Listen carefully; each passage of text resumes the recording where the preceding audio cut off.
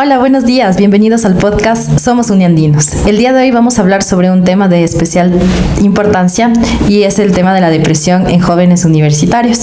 Para eso el día de hoy nos acompaña el estudiante Santiago Ulloa, quien va a estar con nosotros en la locución, y la docente Gabriela Rodríguez, quien es psicóloga industrial y tiene un máster en educación con mención innovación.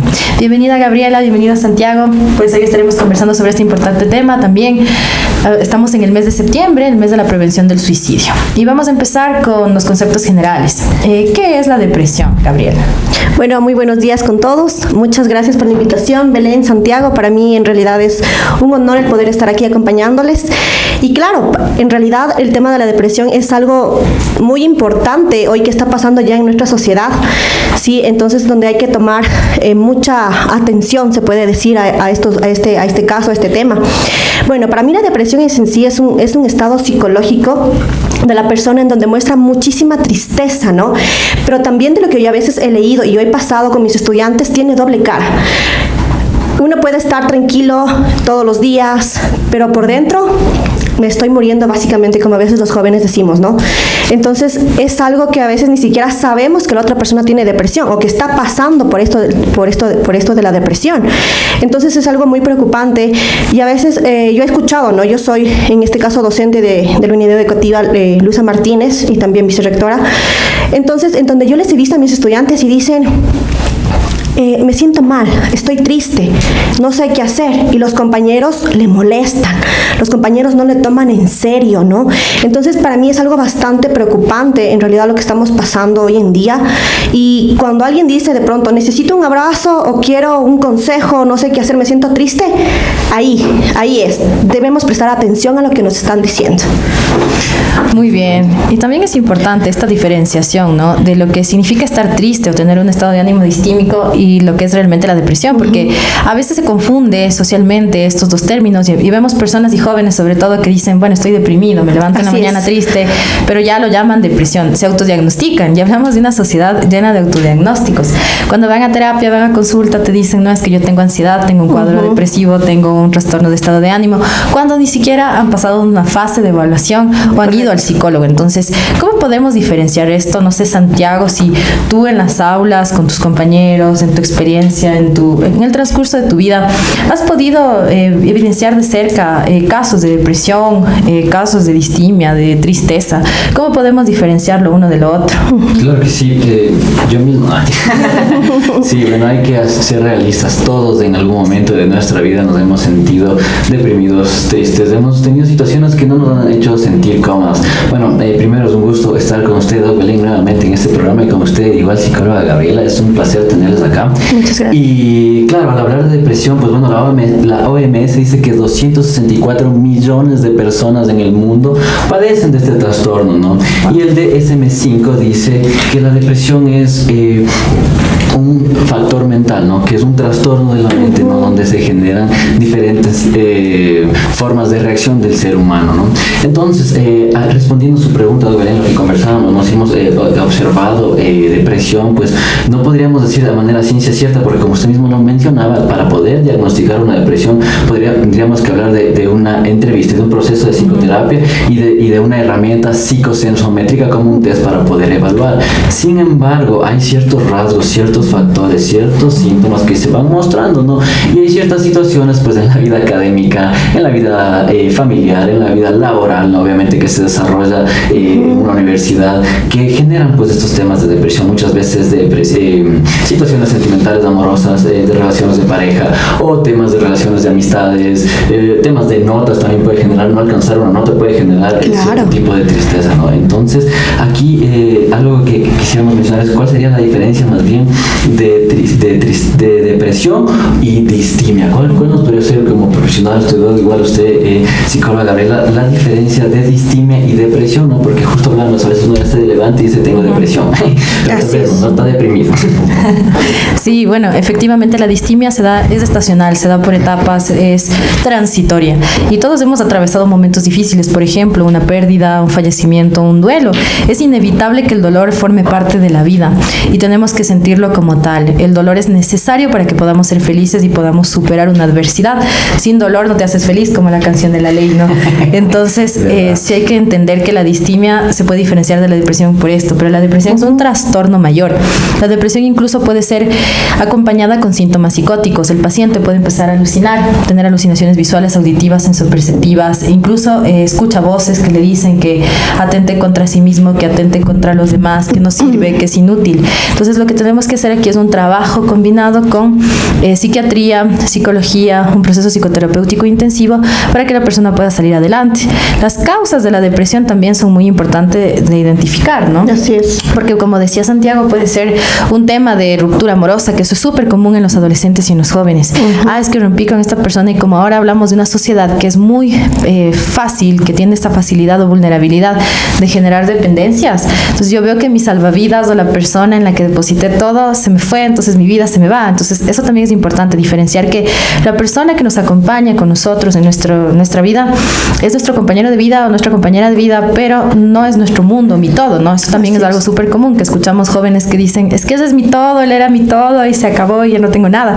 Pero es una parte de mi vida, no es mi vida entera, y tampoco es mi todo, es una parte del gran todo que conforma mi vida. Entonces, cuando entendamos eso, va a cambiar muchísimo nuestra percepción y nuestra manera de relacionarnos en temas de pareja. Otra razón puede ser la economía, pasar por problemas económicos, las familias, pérdida de empleo, varias situaciones que le llevan al joven también a tener como esta vulnerabilidad y estas ideas de terminar con su vida, inclusive porque la depresión va acompañada con estos síntomas de autolíticos y autodestructivos. Y otra situación puede ser el consumo de sustancias. Eso también puede llevar a que la persona adquiera una depresión o una psicosis residual debido al consumo. Entonces, entendamos también otra cosa, que una persona no es que nace y se vuelve consumidor. Yo consumo por algo, por una situación emocional, en su mayoría. De hecho, al inicio el consumo es social. Por experimentar, por saber qué puedo sentir con esta sustancia. También, ¿no? Que uno se siente, ¿no? De los amigos. La presión del círculo, cada vez... La curiosidad. Sí, la curiosidad. Cada vez vemos que la edad de inicio de consumo empieza antes, más temprano, ¿no? Entonces podemos ver que el inicio es así, pero luego, ¿cómo se mantiene ese consumo? Se mantiene por factores emocionales, porque me doy cuenta que cuando estoy bajo los efectos de una sustancia se me va la tristeza, estoy bien, estoy feliz, o por ese momento me voy de este mundo, estoy en mi vuelo, en mi vida, y me olvido. Pero luego otra vez vienen todas esas situaciones porque no es una solución. Entonces sí es importante también identificar las causas, y otra causa importante es el factor genético hereditario. Totalmente, claro que sí. Que hay familias en donde la mamá tiene depresión, donde la abuelita tiene trastorno bipolar, toda la familia tiene como una cadena de trastornos, y es obvio que su hijo, su hija pueden ser vulnerables a tener también depresión. Entonces la depresión sí tiene un alto componente hereditario, al igual que la esquizofrenia. Y también un componente ambiental o social, en donde cuando recibo mucha presión, como decías Gaby, y todo ello, pues puede empezar también a generar este padecimiento. Pero también lo importante, Belén, yo te corto aquí, es... Ayer me llama mucho la atención que la gente no lo tome con esa importancia, ¿no? Que necesitamos. Yo me acuerdo, y yo tenía un estudiante donde le decía al papá, le decía, no, es que yo me quiero, o sea, ya la depresión que él tenía, que mi estudiante tenía, ya quería llevarlo al suicidio, ¿no? Ya quería matarse. Políticas, ¿no? Exacto, entonces el papá le decía, no, yo no creo en eso, tú tienes que ponerte bien y ya, o sea, sí, entonces no vemos en realidad nosotros la importancia del caso. Totalmente, es que cuando hablamos de depresión, como mencionaba Zoe Belén, y todos los factores que los mencionaba dentro de ellos, el consumo de sustancias, el tema familiar, la educación, el tema genético, son factores externos, ¿no? Que cuando a veces una persona llega a terapia, cuando hablaba por ejemplo del tema del consumo de sustancias, desde el psicoanálisis, la persona que tiene el consumo de sustancias siempre tiene una historia, ¿no? Hay una historia detrás hay un proceso de represión de muchas cosas que no pudo manejarse y que se generó una frustración demasiado compleja para que esta persona busque un desfogue, ¿no? A través de esto. El problema es la disfuncionalidad social que viene después del consumo, y también el tema de salud, pues obviamente. Pero bueno, antes de esto, me recuerdo al podcast anterior que hablábamos sobre las heridas de la infancia, que estábamos con Samantha y que decíamos, ¿no? Que la droga es como una anestesia, ¿no? Para las personas, ¿no?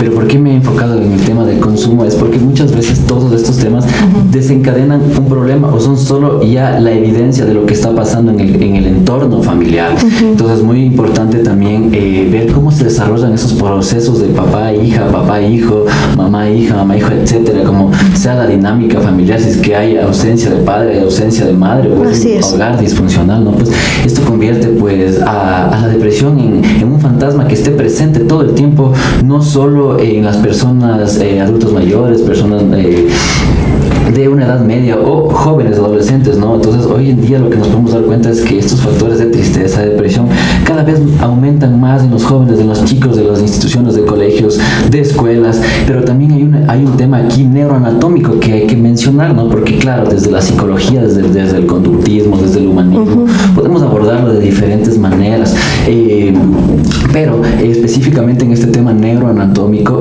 ahí sí entramos en los temas hereditarios que mencionábamos hace un momento, ¿no? Es fundamental saber cómo fueron nuestros padres, qué tipo de consumo tuvieron tal vez nuestros padres, si tuvieron alguna enfermedad antes de nacer, y también el tema, ¿no? De que justo mencionaba el psicólogo Gabriel, a veces una persona está triste, ¿no? Entonces le dice, oye, no te sientas triste, o ya, hoy levántate como un ganador. Entonces digo, sería muy fácil dar psicoterapia y cualquiera podría ser un psicólogo al decirlo, oye, ya, siéntate bien, pues, ¿no? Entonces, cuando hablamos de temas neuroanatómicos, sabemos que hay también una limitación fisiológica, biológica, por eso hay otros temas que se pueden abordar, y ahí es el punto donde quiero llegar, ¿no? Lamentablemente hoy existe un consumo no solo de drogas, porque si se menciona drogas, primero no se le toca al alcohol ni al cigarrillo, ¿no? Pero son una de las primeras causantes de depresión, y el alcohol uno de los primeros causantes de suicidio. Y el otro consumo que es mucho más complejo es el consumo de pastillas psicotrópicas, pastillas para dormir, pastillas para la depresión, que de alguna u otra manera hoy las consiguen tan fácilmente, porque no era tan fácil conseguirlas, y las empiezan a consumir, y entonces ahí vienen procesos neurodegenerativos que, aunque la persona quiera comportarse de alguna manera, pues su chip está circuitado, ¿no? Entonces, ¿cómo hacemos ahí? ¿Cómo vamos a trabajar con esa sociedad? Así es. Ahora yo también me doy cuenta que la depresión ya ni siquiera tiene edad. No, totalmente quién. O sea, ahora yo ya veo que dan desde niños y pasan por este proceso sumamente fuerte de la depresión, en donde es, como les dije, para mí es algo que incluso nos sentimos hasta presionados por la misma sociedad, ¿no? Entonces yo me acuerdo, en un trabajo, un empleado se me acerca y me dice, doctora, quiero hablar con usted. Le digo, claro, ¿qué pasó? Mi esposa me pega y estoy pasando por un proceso de depresión y yo me quiero morir. Entonces le decía, pero bueno, veamos soluciones, o sea, ¿qué es lo que está pasando, no? Y me dice, pero es que a mí me da vergüenza ir a poner una denuncia a mi esposa porque se me van a burlar. Y los compañeros se le burlaban, porque a veces una vez incluso ¿dónde queda, no? el ego de hombre, ¿dónde queda, no? Entonces, y él pasó por un fuerte proceso de depresión, bastante fuerte, que él ya quería suicidarse. Él se tomó incluso lo que es, para desinfectar los pisos, Fresh Clean, el desinfectante, se tomó, y él fue a parar en el IES para que le hagan un lavado gástrico. Entonces algo fue sumamente, a mí me impresionó, la verdad, a mí me impactó fuerte. Y los amigos le decían, ve, ya viene el golpeado, ya viene el aruñado, ya viene esto, y ahora qué le irán a hacer, que bien hecho la mujer que le pegue, así. Entonces éramos, exacto, o sea, y en dónde está nuestro lado humanista, se puede decir, no somos nada empáticos. Claro. Entonces él ya tenía ya esos indicios ya de suicidas, o sea, ya él quería ya matarse. Sí, y aquí podemos ver justamente en el ejemplo de Gaby lo que hablábamos en podcasts anteriores del tema de que el hombre en nuestra sociedad, por este pensamiento machista tan radical, pues no llora, no debe llorar, claro, porque si no es débil, entonces seguimos en ese patrón todavía, emociones, ¿no? Y no se le permite dar permitir ser esas emociones que el hombre también debería tener. Como les hablaba igual en una clase, cuando las mujeres salen un grupo de amigas a tomarse un café, ¿sí? Hablan de sus decepciones amorosas, lloran, se dan su hombro, ese es el tema más principal. Es el tema que mayormente se toca, se da su espacio emocional y se permiten sentir, incluso si viene una amiga y te dice cada momento, mira, estoy mal, estoy triste, pues escuchas de esas 1000 veces que te lo diga. Pero en un grupo de hombres es muy distinto, porque no se reúnen un grupo de amigos para conversar de sus decepciones, de la tristeza, a llorar. No, lo primero que le dicen es, oye, ya pues, consíguete otra, hay muchas mujeres, ya supéralo. Mejor que le dejaste, mejor que ya le dejaste. Vamos por ahí, te saco amigas. Entonces, al final no hay ese espacio para permitirles ser y sentir esas emociones y tener su proceso proceso de duelo. Entonces el hombre muchas veces reprime. ¿Y en dónde lo puede sacar? No lo saca en ningún sitio, tal vez en la comunidad de su hogar, en la noche, cuando está durmiendo, solo, aislado, reprimiendo. Entonces al final del día eso va a generar que haya un duelo, un ciclo inconcluso, y el problema emocional va a llevarlo hacia adelante porque no se ha resuelto. Entonces sí es importante también entender que esta diferenciación de géneros tiene que cambiar y cada vez hablar de una igualdad mayor, no solamente en el sentido ahora del empoderamiento femenino y del feminismo, sino también en el tema emocional. Los hombres y las mujeres tenemos el derecho de expresar y manifestar nuestras emociones y no nos hace eso más fuertes o más débiles, al contrario, es algo natural, es parte del ser humano, del individuo imperfecto, sentir, ¿no es cierto? Entonces creo que también ese es un eslabón muy importante. En temas de depresión, claro, totalmente. Como usted mencionaba, la depresión es un tema que está presente en toda la sociedad y se ha desencadenado cada vez más, ¿no? Entonces, en este punto creo que es objetivo recomendar la psicoterapia, y creo que el otro día leíamos de un escrito en Twitter, ¿no? Sí. De que usted mismo lo publicaba, y ¿no? Que creo que este es el momento adecuado. Ya ha pasado la pandemia, han venido situaciones en el país que han desencadenado demasiada violencia, y creo que estamos listos para estar de acuerdo de que el psicólogo debe ser parte de la cabecera de los doctores de su familia, que tiene que ser un ente fundamental en la salud mental, específicamente de las familias, del papá, de la mamá, de los niños, ¿no? Porque, vuelvo y repito, ¿no? El tema de las heridas de la infancia, creo que eso queda como para volver a tocar, me doy cuenta ese podcast, porque nos podemos dar cuenta que la mayoría de apegos, y usted mencionaba hace un momento, justo es la etapa de duelo, ¿no? La etapa de duelo es un proceso que a veces se menciona mucho, todo eso hablan de un duelo, a veces se va a un lugar donde falleció alguien, se le da el sentido pésame, ¿no? Pero si somos un poco más profundos, más simbólicos en el tema de lo que es un duelo, se separa en varios cuadrantes, ¿no? Entonces, el primero no es la negación, y la mayoría creo que nos hemos quedado a veces en la negación. Tenemos muchos, podemos hablar de duelos que hemos resuelto y gracias a aquello hemos evolucionado, ¿no? Pero en esa parte sombría de nosotros, como decía Freud, es inconsciente ahí. Hay algunos duelos que no se han resuelto, ¿no? Y creo que esos duelos, y hay que estar de acuerdo, pienso yo, en que el saber no quiere decir que ya lo trabajé, porque yo puedo saber que tengo este dolor, que está el duelo, pero puedo decir que sigue una negación, pero no en general. Entonces creo que ahí ustedes como psicólogas me van tal vez a ayudar en la psicoterapia. Creo que debemos llegar a esa conclusión de que necesitamos psicoterapia, necesitamos promover más espacios de psicoterapia, de sensibilización, pues, porque como mencionaban, ¿no? Pues el hombre golpeado, rompeado y por una mujer, ay no, crítico, ¿y cómo voy a sí, fue bastante. Yo, como les dije, yo hasta el día de hoy me siento así impactada, ¿no? Y que hasta el día de hoy yo sigo hablando con él. Entonces él tomó esa fuerza de voluntad y me dijo, sí, yo le voy a denunciar. O sea, lo que a mí es algo muy importante también dentro de esto es la empatía. Sí, la empatía es una clave para mí de la sociedad muy importante. Entonces yo le decía, sí, vaya, tiene que armarse de valor, pero para denunciar. O sea, tiene que siga terapia. Entonces fue un proceso muy fuerte también para él. Y también es algo interesante. La otra vez me ponía a leer un artículo en donde decía que Tungurahua es la segunda provincia a nivel del Ecuador en temas de suicidios. Exacto, por depresión. ¿No? Entonces ahora yo veo, no es que yo me voy a matar. ¿Por qué? Porque ya me dejó mi novio, es que se fue con otra, es que mis papás no están aquí. Y son cosas que yo en realidad les digo, yo escucho todos los días de mis alumnos. Todos los días. Mi papá se fue a Estados Unidos y me dejó, que ya perdí el año, etcétera. Entonces son cosas que a veces uno es, a ver, yo digo, dejo al lado de la psicología y me pongo en esa parte netamente humana y es fatal, ¿no? Y a veces uno dice, y en realidad yo puedo estar bien, como yo siempre les digo a mis alumnos, yo puedo venir, estar feliz, les doy clases, pero por dentro yo no sé cómo estoy. Ustedes no saben cómo yo estoy y yo no sé cómo ustedes están.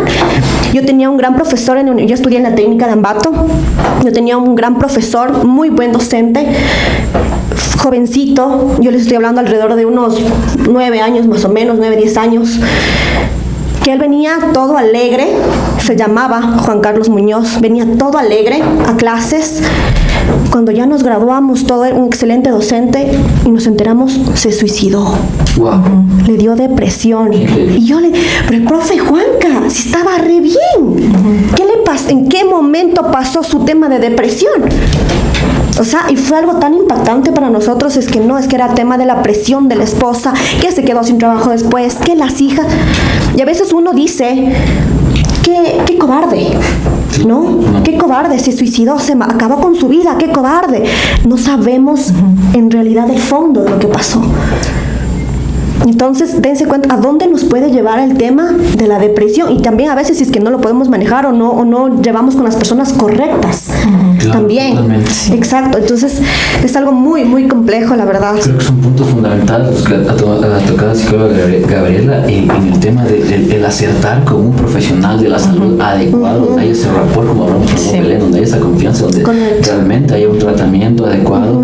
Y el otro es que sea, como digo, no el saber no le convierte ya en sanarse, ¿no? El saber solo es el primer paso, y la psicoterapia pues va a ser los pasos que nos van a ayudar a desarrollar esos objetivos, esos puntos, y sobre todo empezar a cambiar pues esos pensamientos autodestructivos, ¿no? Porque esa es la parte que hemos hablado bastante técnico, bastante interesante, hemos hablado desde el ejemplo, ¿no? Desde varios casos, pero aquí es una parte, ¿no? Que me vengo a la parte del café de las amigas, ¿no? Si fuera un café de amigas y se dijera, ¿cómo me saco esos fantasmas de la cabeza, ¿no? A veces la psicoterapia, esto le dice, vaya, lee esto, pero esos fantasmas eran ahí, ¿no? Esa es la pregunta, porque yo creo que muchas personas se están preguntando, que no son profesionales de luz, ¿cómo sacarse a veces esos fantasmas de la cabeza que están ahí todo el tiempo, y uno debe ir bajando esos pensamientos, pienso yo, ¿no? ¿Cómo sería aquí yo? Miren, a mí se me viene ahorita a la mente el concepto de las cajas negras de Skinner, ¿no? Wow. Todos somos cajas negras cuyo interior es inobservable. Entonces vemos una apariencia, una persona, como decía también Aristóteles, ¿no? Que el cuerpo es el recipiente del alma. Entonces vemos recipientes caminando, andando aquí por el campus, por la universidad, por las calles, pero no sabemos qué está sucediendo dentro de ese recipiente. Entonces puede ser que esté pasando esa persona por una situación muy compleja, muy difícil. Ayer me escribía una ex amiga desde hace muchísimo tiempo que no sabía nada de ella, y me dice, ayúdame, por favor. Yo le decía, bueno, aquí estoy para ti, ¿qué necesitas? ¿Qué sucede? Me escribió y me dijo, no, sabes que estoy atravesando por un duelo, terminé con mi pareja, ella ha tenido ya varios antecedentes de que sus parejas fueron, tóxicas, yo termino enferma, y esta persona también, y parece que incluso le estafó con mucho dinero. Entonces me mencionaba, para variar, para variar, que habían aparecido justamente a raíz de todo esto ideas y pensamientos que yo nunca he tenido. Entonces, que tenía pensamientos de quitarse la vida de ella son sus hijos. Sin embargo, ahora por este detonante ya aparecieron estas ideas. Entonces, a mí me preocupó un montón. Me acordé igual del podcast que hablábamos hoy, todo como la sincronicidad también de la que hablaba Jung. Entonces, le dije, veámonos, tomémonos un café. ¿Y a qué me voy con esto? A que es importante también reconocer que cuando una persona cercana tiene estos síntomas, ha cambiado su conducta, su comportamiento. Vemos que ella está distante, se aleja emocionalmente. Vemos que es una persona que probablemente antes tenía una vida funcional, su trabajo, su desenvolvimiento era óptimo, y de la noche a la mañana hay un cambio. Nadie cambia de gana, ¿sí? Entonces, estar muy atentos y observadores a las personas que nos rodean, a nuestro núcleo, a nuestros amigos, a nuestra vida social. Y si alguien necesita de nosotros, pues con un abrazo, darle nuestra mano, darle un consejo, escucharle, porque a veces las personas lo único que necesitan, como decía Gaby con sus ejemplos, es ser escuchados y tener ese empoderamiento de decir, bueno, yo sí puedo salir de aquí también, yo tengo que tomar mis decisiones que me permitan salir de esto, porque no es que, como decía Santiago también, uno sale diciendo, bueno, voy a salir, yo puedo. No es así, los neuroquímicos están alterados. Yo siempre digo, es como unas llaves de agua que normalmente en un cerebro normotípico que no está afectado con depresión, la llave de agua se encuentra entreabierta y puede arrojar cortisol, noradrenalina, dopamina. Entonces estas son las hormonas de la felicidad, ¿no? Cuando comemos un chocolate, cuando nos reunimos con amigos, cuando estamos pasando un buen momento, cuando nos lanzamos del parapente, sentimos felicidad, ¿sí? Claro. Entonces, en la persona que tiene depresión, esta llave está cerrada, está bloqueada, no segrega estas sustancias, entonces, estos neuroquímicos. Entonces, ¿qué ayuda a esto? La terapia farmacológica y la psicoterapia. Entonces, no es que la persona, por decirle, oye, tú sí puedes, ya pues levántate, ¿qué te pasa? Ya vas una semana sin ducharte, es hora, pues. No te bañas, y es hora, ya pon de parte. Incluso hay papitos que se frustran tanto de verles a sus hijos en esa situación que castigan. Entonces, es peor. Obviamente, el ignorar este tipo de situaciones empeora las cosas, porque esos adolescentes o esos jóvenes se desesperan, no saben qué hacer, le están poniendo muchas ganas, le están echando todo lo que pueden de su su parte, pero no lo entienden. Entonces hay que verlo desde aquí, desde la neuroquímica alterada que no me permite a mí poder funcionar como lo haría normalmente. La medicina no funciona tampoco inmediatamente, no es que de un día al otro, una semana a otra, ya la medicación me hace efecto, estoy perfecto, estoy muy bien, estoy feliz otra vez. No, es un proceso igual que requiere varios meses, y aparte de eso, buscar un profesional adecuado en la salud mental que pueda ajustarse a mis necesidades, porque como le decía Santiago, si yo voy a un terapeuta con quien no me siento cómodo, con quien no me identifico, con quien no se abre esta barrera de represión, entonces no va a servir. Es importante que en donde yo vaya, en este ambiente, primero consulte quién es el terapeuta, porque ha pasado muchísimo, les comento ahora con el tema del coaching y bueno, varias situaciones, que personas han ido, sí, a psicólogos que no han sido psicólogos, o personas que tienen otro tipo de formación, que no pueden ni siquiera dar terapia y acuden a estos espacios. Y la gente también se confunde ahí, ¿no? Claro, y aquí hay una confusión, yo creo que general. El coaching es fabuloso para ciertas cosas, ¿no? Charlas, etcétera.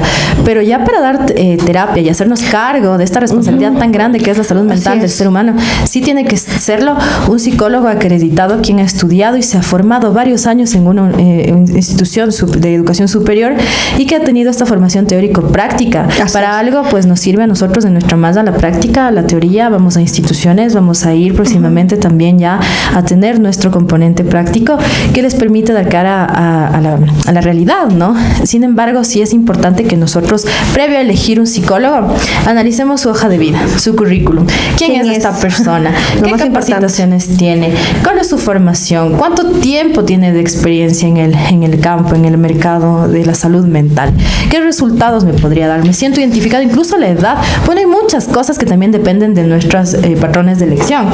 Hay chicos o chicas que se sienten en más confianza con hombres o con mujeres, con un terapeuta mujer o hombre, que sea joven, que tenga más años, que tenga más experiencia. Entonces eso ya depende de cada uno de nosotros, pero sí es importante y necesario, de todo el abanico con el que contamos ahora, pues elegir bien quién es la persona que llevará a cabo nuestros procesos. ¿Quién nos va a ayudar, no? Claro, creo que como conclusión un poco de lo que hemos estado conversando, es fundamental que una persona obviamente reconozca que tiene procesos de depresión, de ansiedad, etcétera, y luego posterior a aquello, ¿no? Obviamente, ya que hemos mencionado tanto la psicoterapia, es fundamental que vaya, ¿no? Pero ahora también es en este punto hay que aclarar que hay un ítem, una responsabilidad en el paciente. Correcto. O en el individuo antes de ir a terapia, de analizar, ¿no? Quién puede ser su terapeuta, su psicoterapeuta, indistintamente de su género, pero el tema de analizar, ¿no? su hoja de vida, ¿no? De cómo ha sido su vida, porque puede ser una persona que ha tenido una hoja de vida impecable, pero que tal vez en ese momento tuvo un duelo o tuvo algo, un rayón emocional que le imposibilita en ese momento dar terapia a la persona, y que es fundamental analizar eso, ¿no? Creo que claro, el paciente no tiene a veces todo el criterio tan amplio, ¿no? Pero con una hoja de vida y con saber que si la persona está bien, está dentro de los parámetros, pues puede ser funcional. Y lo otro, pues no, claro, el tema de la confianza que se ha generado, pero igual hay un punto aquí clave que mencionar, que siempre hay otra oportunidad, pienso yo. Siempre, a veces, aunque por más oscura que esté la noche, puede haber aquí muchos refranes, consejos, etcétera. Y entiendo, porque en las épocas de COVID yo nunca había tomado clonazepam, pero pude entender que es un poco el desequilibrio ahí, y pude llegar a estados que no lo había comprendido. Entonces entiendo, porque no es fácil decirlo así como que solo siéntate bien y estamos cayendo en lo mismo, ¿no? Pero siempre hay alguien acá, ¿no? Entonces acá en este podcast pues existimos personas que estamos enfocados, entregados hacia la salud mental, que creamos proyectos hacia eso, trabajamos con la comunidad, trabajamos con municipios, con la comunidad uniandina, con otras universidades, siempre estamos proyectando, creando nuevas cosas con la Doc Belén desde la dirección académica. Es un agrado pues para mí, igual como estudiante, poder mencionar que hay una apertura gigante, que es una persona que está al servicio de la comunidad, y entonces eso es valioso. Entonces a ustedes, estudiantes, amigos, gente que mira este programa, ustedes saben que siempre van a poder contar con nosotros, con la academia y conmigo como estudiante. Y bueno, más adelante vamos a estar creando un canal que sea como para desfogue, ¿no? Un canal donde puedan mandar mensajes y si tienen problemas, su caso, cosas, etcétera, se puedan desfogar de manera anónima o con nombre, etcétera. Entonces, bueno, eso ha sido el programa del día de hoy. Estoy muy contento de haber compartido con ustedes, igual con usted, Belén, igual un gusto, si toda Gabriela, por acá. Esperamos tenerle más seguido, y eso, bueno, nos seguiremos viendo en próximos programas. Bueno, como mensaje igualmente, gracias Santiago por todas sus palabras, y entender que la psicología es una vocación. Nosotros estamos aquí para escucharles, estamos aquí para comprender, para apoyar, no para juzgar o para, como comúnmente sucede, ¿no? En casa o en otros espacios, en donde cuando yo voy, cuento, comunico algo, lo primero que me hacen es, me hablan, me juzgan y yo ya no quiero contar nada. Entonces, aquí estamos siempre abiertos para que cualquier persona, de ustedes oyentes, estudiantes, incluso miembros de la planta docente, pues pueda acercarse con toda confianza y manifestarnos si está atravesando por una situación difícil, entendiendo que el tema de la vida es así, es complejo, la vida nunca va a ser todo color de rosas, como dice Santiago, ¿no?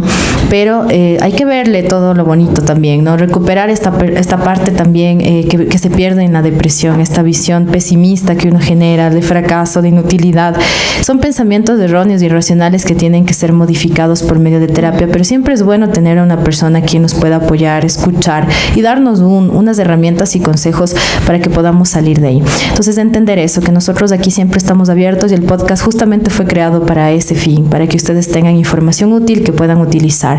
Sé que aquí también habrán padres, hermanos, amigos preocupados por personas que están atravesando por una situación similar o en primera persona quien lo esté pasando. Entonces, entender aquí que hay identificación con otros casos, muchas personas también probablemente están atravesando por una situación similar a la suya y entender que la solución existe, la solución está aquí y la solución no es tomar acciones de las que luego nos podamos arrepentir. Entonces, por mi parte, ese es el mensaje para todos, que sepan que siempre aquí tendrán un espacio abierto y próximamente estaremos creando más proyectos conjuntos. Gabriela. Bueno, yo en realidad estoy bastante agradecida con ustedes, como yo les dije ya desde un inicio, y sí, yo creo que la base fundamental para el ser humano es la salud mental. Todo parte de ahí. Si todos nosotros estamos bien, tenemos de pronto un equilibrio en nuestra vida, pues va a ir funcionando. La vida también está llena de aprendizajes, ¿no? Todos los días aprendo. Yo siempre me llevo algo. Yo a cada momento aprendo, todos los días aprendo. Y si es que me tocó un aprendizaje, pues malo, yo lo llevo conmigo y vamos ahí. Entonces, lo importante es que nunca ustedes se sientan solos. Por eso hablamos también la importancia igual de los profesionales dentro de lo que es la rama de la psicología. Sí, no se sientan solos. Nosotros también venimos iguales a una orientación también, no a la crítica, no al juzgar, sino también es lo importante es oír, que una persona necesita ser escuchada, ¿sí? Entonces, que se sientan con toda la confianza. Yo estoy muy feliz, les felicito en realidad, les felicito que sigan con esto, porque también es una parte muy importante que las personas se sientan hasta cierto punto motivadas, creo yo, ¿no? Que se sientan motivadas, que se sientan escuchadas, que se sientan importantes. Entonces, yo les felicito, chicos, sigan con esto, espero también en realidad, como tú me dijiste, que no sea la última vez igual. Claro que sí. Así es que ese es mi mensaje, sigan y para todo hay solución en esta vida. Muchas gracias, gracias por escucharnos. Estaremos la siguiente semana con otro tema importante sobre la salud mental y estamos aquí siempre prestos a escucharles. Hasta la próxima. Bye. Hasta la próxima.